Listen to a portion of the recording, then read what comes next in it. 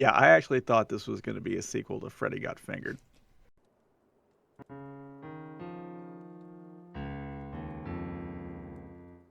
Welcome to the Tairimo Boys podcast. I'm your host Cody. With me in second chair is the boy with the hard drive full of pictures of animatronics in suggestive positions. It's Jeremy. I keep myself entertained. What can I say? With me in third chair is the boy band from 57 Chuck E. Cheese's nationwide. It's Ryan. Going on. Today we're going to be delving into the Chuck E. Cheese parody by going over the new Five Nights at Freddy's movie based on the video game. This movie, people have been waiting for it for years, and it finally came out. As of recording this, it has made 160 million in the box office with a budget of 25 million. The movie is an hour and 50 minutes long. Well, that includes credits. It's about an hour 44. So, real quick, this movie, it was streaming on Peacock and it was also in theaters. Jeremy, did you see it in theaters? I did not. Okay. What about you, Ryan? I did not. Okay, I'm so a pussy. all three of us were streamer boys in this episode. I thought you were gonna go, Jeremy. I got lazy. Story of your life. Okay, but yeah, if you hate theaters like myself, you can go. You can get the Peacock app and watch it from there. I personally recommend it because I personally hate theaters so much. But apparently, it's Peacock's highest streamed content like currently. So this movie, yep, doing quite well. Let's go Five Nights. As a warning, this is one of our Blockbuster Boys reviews. We are going to be talking about spoilers in this, so if you don't want to be spoiled, I recommend going, watching the movie, tuning back in, see if you agree with us or not. If you're familiar with the video games, you already know the plot, so you're not going to be that spoiled. You've been warned. So, Jeremy, what were your first thoughts? Made me rethink all my childhood memories of Chuck E. Cheese, and it was a little concerning thinking about that. So I'm just gonna leave it at that. What about you, Ryan? Went in thinking I was going to hate this movie. But I actually really like this movie. Which feels wrong for a 40-year-old man, but just go with it. I'm gonna be honest. I really did not think I was gonna like this movie either. But yeah, I actually enjoyed it. So, I'm not a huge fan of horror movies, but really, this movie isn't that much of a horror movie. It's got horror elements, but there's not a whole lot of horror in it. Here's a little spoiler about the Tairimo Boys, not about the movie, but I'm familiar with the video games. At least some of them, the early ones, 1 and 2 especially. And I know a little bit of backstory from 3 onward. The other two boys, they have like no idea what any of this is. So I'm happy to hear that you two, who don't know anything about the video game, enjoyed the movie. Yeah, I actually thought this was going to be a sequel to Freddy Got Fingered. So yeah, it's supposed to be a horror movie, but I don't know. I would classify it more as like a supernatural thriller. Because really, like you said, Cody, there isn't that much like horror about it. Yeah, and here's the thing about the video games. The video games are all about jump scares, and they got famous because YouTubers were doing that fake screaming thing with the jump scares. There's only like a handful of jump scares in this, and most of them are like Balloon Boy jump scares. Yeah, honestly, I thought there would be way more jump scares. I wish there were no jump scares. Did it catch you off guard, Ryan? It did. Thank God for the mute button. I have that in a movie theater no matter how much you ask. All right, so are either of you boys familiar with the whole history of how this became a series? Not I. A tiny bit. Didn't it come from a bad review of the developer's previous game? Yes. So Scott Cawthorn, who made this series, he made a video game. It was an RPG and an adventure game. It's called The Desolate Hope. I'm not too familiar with the game myself, and I went and looked at it on Steam earlier today, and it looks like really interesting. But the one thing that Scott Cawthorn's good at is developing. I don't know if the word monsters would be good. He's good at developing like really complex robotic creatures. But yeah, as Ryan said, what happened is a YouTube reviewer gave it a bad review, saying, "Hey, you'd be better off. Like these characters are really creepy. You'd be better off turning this into a horror game." I'm not going to mention the name of this reviewer because this reviewer is a creepy weirdo, and it's best if they eventually get left forgotten in history. But a couple months later, Five Nights at Freddy's was released, and it became the cult hit that it was. I ended up buying it when it was brand new because I remember back when Undertale first came out, the community tab was just nothing but content about Undertale. And whenever Five Nights at Freddy's came out, it was the exact same thing with that. So I was kind of a little bit late when it came to Undertale by like a week or two. But I got on Five Nights at Freddy's right away. I saw why people liked it, but I was never really a huge fan of it. I think it was like a year later, or it was sometime after. It wasn't like a huge amount of time after the second game came out. I ended up buying that and didn't get too far into it for the exact same reasons. And I stopped buying the games after that because I've already got too much of a backlog of content I need to actually complete. But one of the major things wrong with the series is you've got to know how the AI works and all the little quirks and mechanics work, or you just get constantly nonstop. So, yep, Ryan, you get a gold star for semi knowing the. Finally. It only took me 17 reviews, but I finally got one. I have to redeem myself. I'd like to take this moment to thank Wikipedia. Ryan was wiki rating. It's my thing, Ryan. But yeah, this became like a huge franchise after that, and they've been teasing a movie for years. Finally came out, and here we are reviewing the movie. Do you remember, Cody, from what you played, was there a lot of lore in the game? Okay, yeah, so I was gonna get into this. The first game, I think it was just supposed to be more of a one-off thing, and there was some lore to it, but there wasn't a whole lot of lore. But as time went on, it got more and more lore into it. It's one of those games that it doesn't front load the lore to you. You just can't pick up a lore book.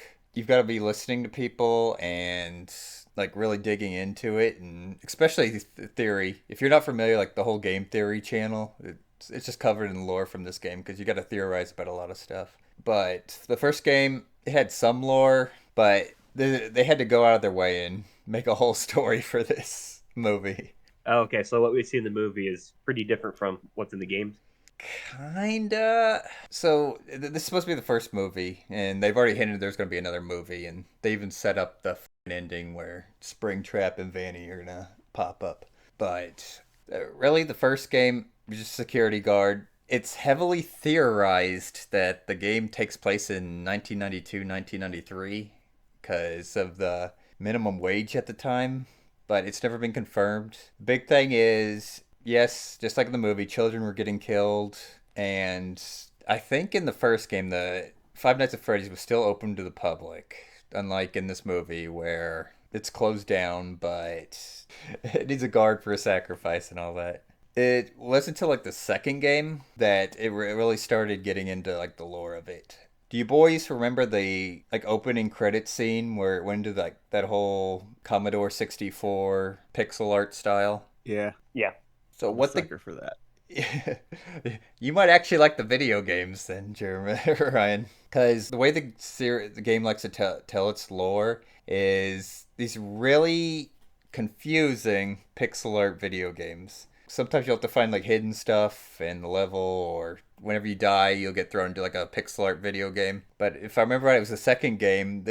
People started realizing in one of the mini games. I think you were playing like Freddy in the mini game, and you were delivering pizza to kids. Like there was like this creepy like purple guy just watching the whole thing, and people kind of theorized at the time, it was like, hey, this is probably the murderer. And the third game was pretty much confirmed. Yeah, that was the murderer. Some of the basic stories for the video game. I know I know we're doing a film review, but I'll just get into it. First game, security guard. You're warned right away by this guy on the phone. It's played by Scott Cawthorn. That the animatronics, they get up and walk around at night. You gotta prevent them from getting into you, because if they see you, they're gonna think that you're an animatronic outside of suit, and then they're gonna grab you and try stuffing you into a suit, which will kill you. So you gotta basically battle. You gotta use your security cameras and the doors to keep them from getting to you, but that's literally all there is to the video game.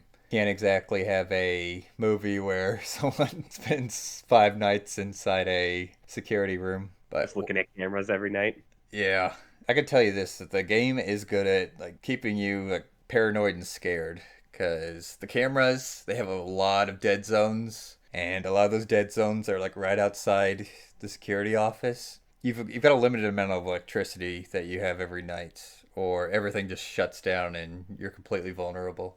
So you can't keep the doors locked or you're going to run out of electricity. On the other side of the door is a dead spot for the security camera, so you gotta flip the lights on in order to see if there's anyone standing outside there, and hurry up and close the door if there is. And then you've gotta use the security cameras to kind of keep a tab where everyone is, and you've also gotta stare at Foxy, or he will try charging one of the doors. But one of the things that was established is Freddy Fazbear's Pizza. It kind of went under, not only due to like the murders, but there was an incident in 1987 where one of the animatronics bit someone and pretty much lobotomized him. Bad animatronic. Bad. You don't bite people. But that's really never been fully explained, even after almost 10 years. There also might have been another bite in like 82, but I think one of the more recent games gets into that. I think that's the fourth game that gets into that. But a few months later, Five Nights at Freddy's 2 came out. If I remember, it had like 9 animatronics in it. So there's a lot more threats. Instead of just having a security office with locks on it, you're basically using a flashlight and a mask, along with security cameras to confuse the animatronics. But this is where non-animatronics all doing their own separate thing. It can get kind of convoluted, especially if you don't know the mechanics of it. The big thing is everyone kind of assumed it was a sequel to the first game. Well, I mean, it's definitely a sequel because it was the second game. Like, it might have been a follow-up to the first game, like it happened after, because there's a lot of brand new animatronics in it, because the animatronics in the first game, they looked like dingy and old, and they're in the second game, being kind of parted out. But it turns out that the second game takes place in 87, and most likely the victim of the bite of 87 was the security guard in that game. But that's never been confirmed. But like I said earlier, that's kind of when it gets into the whole purple guy thing. Then you get to the third game. Like I said, I've never played the third game. I'm just familiar with the lore a little bit of it. The third game takes place in whatever year it came out, like 2015, I think. If it wasn't like modern at the time, it was probably a few years earlier. I know it's been some time, but that's when you're dealing with the whole Springtrap incident, which, if you're unaware, like I've already stated, the movie's kind of building up towards the whole Springtrap thing. So let me explain the purple guy. Turns out this was Afton. Afton was the villain in this movie. They really didn't mention in the movie, but in the game, Freddy Fazbear's is owned by like 2 guys. There's one guy who owns the pizza portion of it, and then Afton was the one behind the robotics. He owns like some robotics company. For the movies, they gotta establish new lore, guys. Like I already said, sitting in an office for five nights doesn't make a very entertaining movie. Anyways, let's actually get into the movie. Jeremy, what did you think about the whole plot about like Mike and Abby? Like how they interacted with the plot, how it unfolded, or Yeah, like how it unfolded. Just everything about it. I loved it. Yeah, I loved it. I thought it was a good dynamic, and it led into like I don't know. You could really see their personalities in the movie, and I appreciated that. Like you could see how Mike had like his mental issues with losing his brother and things like that. So I don't know. I like both of them as characters. What about you, Ryan? Yeah, there's not much for me to add there. Jeremy's pretty much spot on. I really enjoyed that dynamic. Yeah. So the plot of the movie is Mike, whenever he was little, his brother got kidnapped. He's doing some dream theory stuff where he's trying to manipulate his dreams in order to find more information about who kidnapped him. His parents, one of them died, and the other one, I don't know if they self-terminated or if they just left. It was kind of unclear on that. But Abby is Mike's little sister, and of course Mike, he's kind of screwed up because his whole family fell apart. Now he's stuck caring for his little sister. Little sister, she has like all these imaginary friends, and throughout the movie, Mike starts interacting with like the dead children through his dreams that were murdered by Afton, and then you figure out that Abby, her imaginary friends, are these ghost children. They're dynamic. I really loved it because it feels like wholesome, especially when they start connecting more and more, and it just shows that they're dealing with a lot of trouble right now, but they're trying to work their way through it. Yeah, their relationship development was something that was really nice. They do have like the world against them in this movie, and so it's nice to have some like feel good moments in a darker movie. It was just a good dynamic. I wouldn't say it's a darker movie. I mean, there's some dark elements of it, but there's a lot of Yeah, like really it's darker. lighthearted stuff. Yeah, you're right. The first night, there's really nothing there, but the second night, that's when Foxy gets out and starts doing his thing. And then, of course, we have the scene where the people break in and they all get massacred. But then after that, that's when you have the wholesome animatronics playing with Abby, and then the night after, them all building a fort together right before the final showdown. All right, it's time for Jeremy's favorite segment, Boys in Action. Oh boy. All right, we're gonna bite somebody's head off. Jeremy, how long would you have lasted in this movie? Not very long. I would have died in my dreams with the ghost children. That scared the shit out of me. I would have made it to the room where the security cameras are. But when he had that dream about the Foxy spirit, I would have died there. Yeah, that thing would have probably slit my throat. That's if I wasn't the one that got kidnapped in the first place. What about you, Ryan? Yeah, the opening when that one security guard gets blasted in the face. Yeah, I would that. have gone before. Yeah, I would have gone before that. I wouldn't have even got in the chair. I just would have tripped and fell face first in the concrete. Busted your head open. Yeah. They'd be like, well, that was anticlimactic. What about you, Cody? Well, I mean, like I said, instead of getting my arm slashed by Foxy the second night, it would have went for my throat. All right, so we both died by Foxy. So, next question.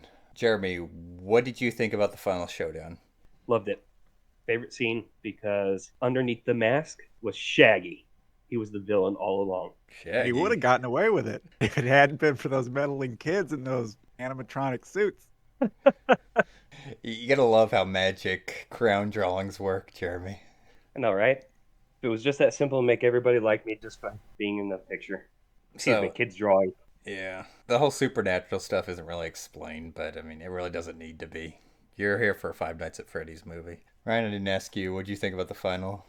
It was somewhat satisfying. I didn't like the ending was too the ending of one guy was too, I don't know, soft, I would say.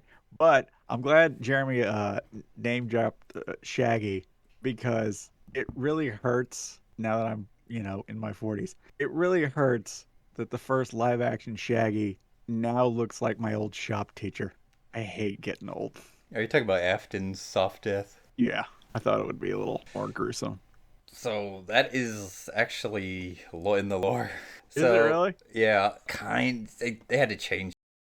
In the games, the costume he's wearing is called the Spring Bonnie suit. And whenever you were learning about these spring suits in the games, they even warn you like, hey, if you screw this thing up, this thing can lock you in, or worse, can impale you. What happened in the games is he ended up getting confronted by the ghost children. As far as I know, there is no kind of plot in the games where he's controlling the ghost children, but he ended up trying to hide in the Spring Bonnie suit. As soon as you see him put it on in the pixel art minigame, you see just blood just pulling out of it because he ended up getting crushed in there.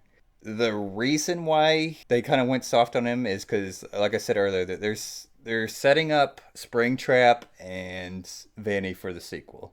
That's why there's no like happy ending with Vanessa at the end where she gets the knife through the stomach and then you see her in the hospital and that's the end of her. Did Afton ever call himself Iron Rabbit by any chance? That's basically what he is in this movie. Such a missed opportunity with that one. Iron Rabbit. And apparently they're already starting casting for the next movie, which, if the rumors are true, they're going like straight to like the newest video game, Security Breach. I called Six Nights at Freddy's. So, fun fact for you on that. In the first game, the reason it's called Five Nights at Freddy's is because the main campaign goes for 5 nights. After that, you get your paycheck, which that's how people kind of figured out it was 1993, 1992, because the paychecks for surviving 5 nights while in terror and almost dying, it's $120.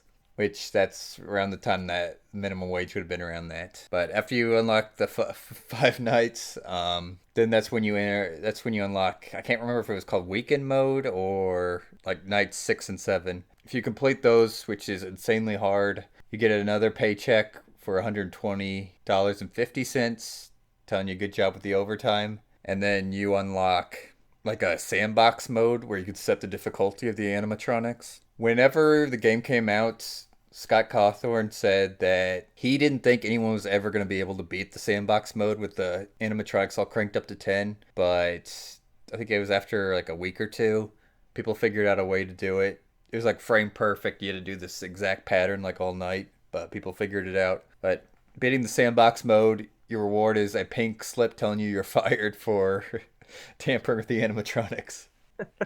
And you know, the thing is, I think I wasn't counting the nights after like the second night of Foxy, but I think this movie does take place over like 5 nights. I was just trying to think about that in my head too. I can't remember. So let me think. I think the first night's the orientation. The second night is with Foxy. The third night, I think that's whenever Abby is brought for the first time, and then she starts hanging out with the animatronics. The fourth night is whenever they build the fort, and then the fifth night is like when the final showdown is. Does that sound right? Wait, we're Yeah, missing it the tracks. massacre. What was that, Jeremy? We're missing the massacre. Well, that happened during the day. Oh yeah, that's right. Yeah, that sounds right to me. All right, time for a bonus question. Jeremy, which animatronic was your favorite? I'm gonna say Foxy. Fair enough. Ryan? Oh, am I also gonna go with Foxy? Yeah, it's hard not to go with an animatronic named Foxy. Yourself, Cody? No. I like the fox pirate concept. We're all Foxies. Yeah, I mean he's badass looking, pretty wicked looking for an animatronic. Now, you boys aren't familiar with the video games. Like I said earlier, in the game, on the first game, you had to watch Foxy, like check in on him constantly to make sure he doesn't charge you. During the second night, right before Foxy attacks, you can see on the security camera, his stage is empty. So as soon as I saw that, it's like, oh, Foxy's active. And then like the camera moves over to like another security camera where you see like this hallway. Then there's a lightning strike outside. You see Foxy's shadow on the wall. So it's just like really clever, like building up that this movie does. That's nuts. When you see him off the stage, where you're like, it's boxing time. Like Now, you know, shit was about to go down. Foxy does charge the hallway multiple times in this movie. And here's another little fun fact. Foxy's arm caught fire once in the filming of this set. Did it really? Yeah. And if you're unaware, they used animatronics and puppets for the movie, along with I think there was also costumes of so the animatronics can move around. If you're unaware, robotics isn't at the point where robots can freely move because science still hasn't figured that out. Because robots lack a center of mass like humans do, and their limbs aren't as squishy as ours. They did a really good job just making the animatronics look real throughout the movie. I also read it took like 6 puppeteers to do filming scenes with Foxy to get the movements down. Well, there you go. Bonus fun fact. All right, Jeremy, final thoughts? Like Ryan said earlier, like I said earlier, I went into this movie thinking I would not enjoy it. Turns out I actually really loved this movie, and I would definitely rewatch it. It was good. Absolutely worth seeing. Ryan, final thoughts? Yeah, it was a face drilling good time. Face saw in good time, I think you mean. Face sawing good time. Yeah. So you heard it here, folks. Ryan and Jeremy, who aren't familiar with the video games, they enjoyed the movie a lot. This movie isn't like a total horror movie, so kids aren't going to go to it scared. This is a movie that like the whole family can go to and they'll enjoy it, which may surprise some people. Totally worth the watch. If you don't go to the theaters, watch on Peacock, like I said. You won't be disappointed. So it is time for the scale. We're going to be doing something really unique today with the scale because I was very split on how I wanted to do the scale. So today, instead of doing one scale, we're going to be doing 2 scales. So Jeremy, on a scale of Saw X to Jason X, where would you scale this on the horror movie scale? Oh, Jesus. I don't remember either of those movies. Saw X came out like last month. Oh, yeah, that's the new one. I haven't seen it yet. I'm going to say Saw X because I heard it was good. Okay. Then when it comes to video game movies, on a scale of the Super Mario Brothers movie to Mortal Kombat Annihilation, where would you rank it? Super Mario Brothers, yeah, definitely. What about you, Ryan?